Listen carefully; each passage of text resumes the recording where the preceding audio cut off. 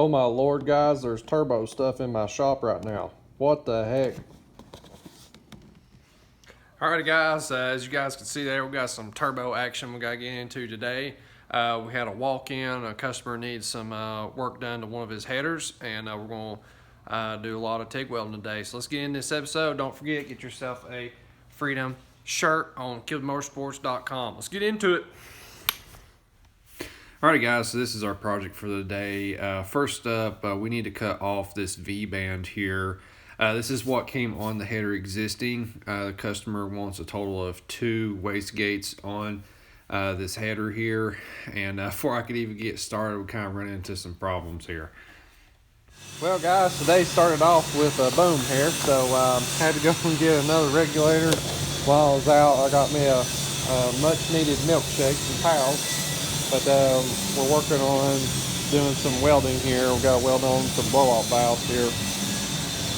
And I got some real nice precision turbo components. But what ended up happening was, I had an old cheap regulator.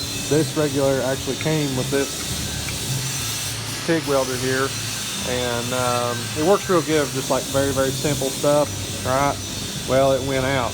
Turned it all the way off, completely off. And it was running at 100%. But I got this from Harbor Freight just because I need to get back in the game and I can't be spending hundreds and hundreds of dollars. So we got to do what we got to do here. But it seems like it's going to work really good. I can fine tune it right here and we can purge this header here. So what I'm doing is I'm taking aluminum foil and I've just blocked off all the exits pretty decent, you know, nothing crazy. And then we got a line running here back purging it when I go to weld this up. So we're gonna take this off and I've already got it tacked on there and we'll start welding and see how this thing does. Let's rock and roll. Okay then, so it's time to start get the beads a rolling here. So this was a very hard first weld to do here. I'm kind of welding upside down. I tried flipping the header over to see if it was better to weld that way, but it just kind of one of those deals you had to get all the way around it and get in areas wherever you could get into it at. But so now, once that's welded up, it's now time to make our stub end. That's what I'd like to call it. So this is the piece that we're going to weld on to the header with the new V-band on it. And right here, I tell you guys, this little piece right here is really hot. That's why I'm pointing at it right now. That bad boy got some heat in it. But now it's time to get this thing put on here. We got to drill it out. We got to make our hole. Something that had happened here, once I got to thinking about this, I went through literally 3 hole saws right here, completely burned them up. And I believe what's going on is because of the that weld that was run across there and drilling into that, it absolutely killed 3 hole saw blades. Crazy. But now it's time to weld up this little stub end that I need to do here before we actually weld it up to the header. And I purged this thing as well, just using some aluminum foil. And I think I've got the purge level set at, I think it's like 10 CFM, something like that. But anyways, we're welding this dude up. It welded up really nice. I was very, very happy with it. You know, in this location, it'd be cool to have a turntable, but we just had to work with what we had to work with here. All right, so now it's time to jig both of these wastegates up here so I can get my initial tacks down. So I just used a piece of aluminum angle, C-clamped it down, and got my initial tacks going, and then put our aluminum foil over all the the exiting holes there to try to get as much back purge as we possibly could. And then I started laying down some beads. And I tell you guys, the welds turned out pretty nice. I was happy with them. It was very strong, very consistent. We had a lot of very nice blue looking colors going on there. So I'm happy with it. I think this project turned out really nice. I think a customer will be really happy with the results here. And both wastegates can come on and off. You can take either or off. It's not like they're so close together where one has to come off before the other does. So I think it turned out really nice. I'm happy with it, guys, and hope the customer will be too. One thing though, just to cut this hole out right here, just so everybody understands, when it comes to working on stainless, stainless is rough on tooling, okay? Brand new blade, all right, smoked, done, gone, trash can. I mean, check them blades out right there. Brand new one, brand spanking new one. I had a couple of older ones. It smoked the brand new one, and I had a couple of older ones to finish the hole up that were going to be thrown away anyways.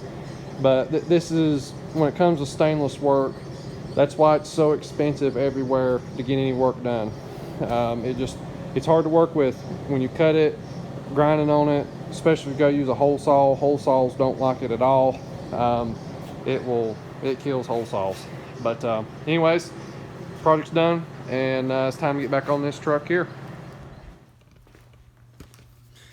Alrighty guys, that's it. We got the job done. Customer come and get it. Got him billed, and we can get this deal out the door and move on to the next thing. Very, very happy with it. I think the welds turned out very nice. The first weld I did on this first one right here, on welding to that existing stub end, that's what I call it. I'm from the piping world, and when you've got like a small nozzle that you're working from, that's basically what that is a nozzle with a V-band flange on it. We had to tie into that, and working off that existing area right there, it already been welded on right there on top of that, and that little section there, guys, it was tough to weld. I was upside down with the torch. You guys got to see that there when I was welding, and that one was fun to get in there. Now the rest of them was fairly simple. They went very, very smooth, but that first one, it was tough. But I had to do the first one first, so then I'd know if I had enough room to put that second wastegate on. I even called up a customer and was like, hey, if you would bring the turbo by, let's bolt the turbo on it just to make sure you're gonna have clearance to put that second one on there, because trust me, I was worried about that right away. But something cool that I've done, and I just, you know, most people probably won't think it's cool, but you can take a straight edge, right? And right here, where that is right there, check that out. So those two faces, I've got those dead nuts with each other, and that way, so if he wants to tie those exhausts together there where he's going to be wastegating out, he can tie those together very easily and run that stuff on out. But that stuff is a beast right there. But very happy with the job. Everything worked out really good. Hope he's going to be happy, and we'll keep on rocking and rolling here. But pretty much the next thing I'm going to be getting into, just to give you guys a heads up of what that is, I'm going to be working on this truck here. Again, this is a mud truck and sand truck chassis we're doing. I got the brakes and stuff on it there, so here the other day, and right now I'm working on the steering. We got to put our slip joint in it, and before I finish the steering out, I need to get the pedals kind of mocked up in here too, just kind of make sure we got everything lined out right. Other thing, getting the shifter mounted. This is some existing stuff that came with the customer's build and stuff, and this was like an existing linkage that came with it, this shifter and stuff. It's not going to work. We're going to have to shorten it up, get it up in here, make a bracket for it, that sort of thing. So that's stuff to come, but that's it for now. Hope you guys have a good one.